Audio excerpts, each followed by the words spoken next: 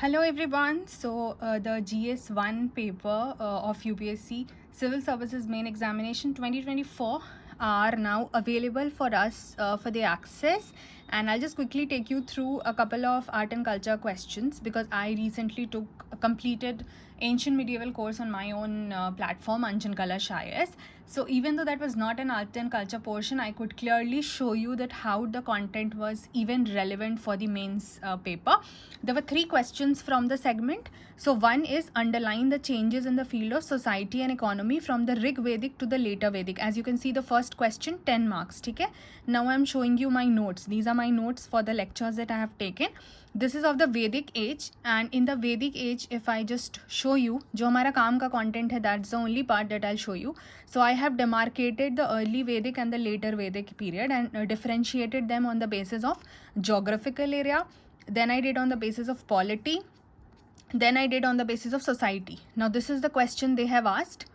Society and economy आपको differentiate करना है. So society differentiation is clearly done in so many points for early Vedic and later Vedic. As you can see, 3 to 4 slides, actually 5, 6 slides are there, and then economy is also there. Okay, so around 4 to 5 or 6 slides are also there for economy. I've also done it for religion and other things, but very quickly showing you. So it was easily answerable from here.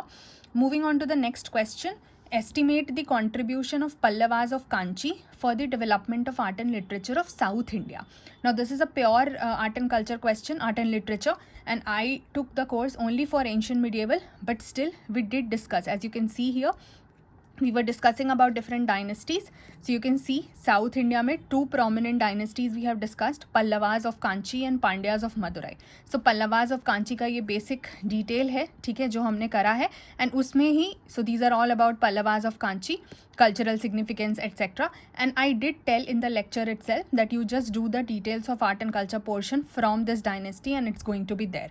Because I did not take an art and culture portion, of course this was not separately handled, but we emphasized a lot on that and discussed a couple of smaller points related to the cultural significance, which if expanded properly would have easily made students able to at least write an answer for 10 marks.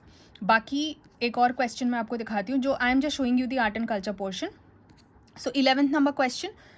Though the great Cholas are no more, yet their name is still remembered with great pride because of highest achievement in art and architecture domain. Fine. This is a 15 marker question, and this is for the contribution of Cholas in art and architecture.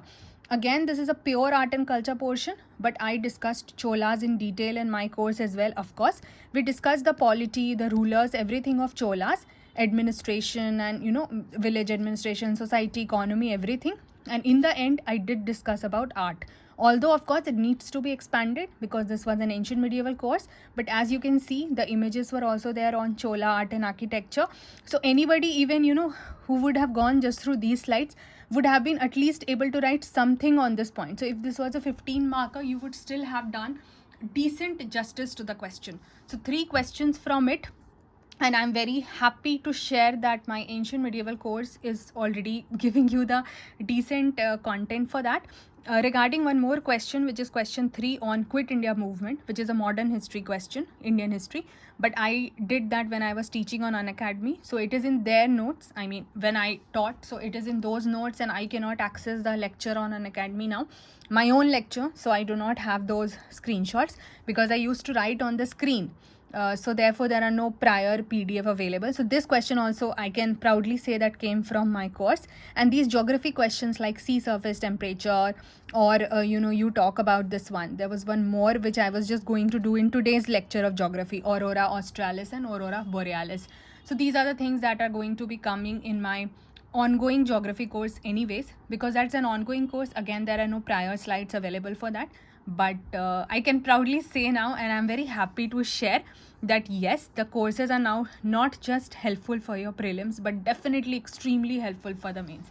So this was just a smaller part of whatever little contribution I could make. Thank you so much. Hope the students who were enrolled have seen these questions and they would be feeling confident that they have not invested at any wrong place. Bye bye. Take care.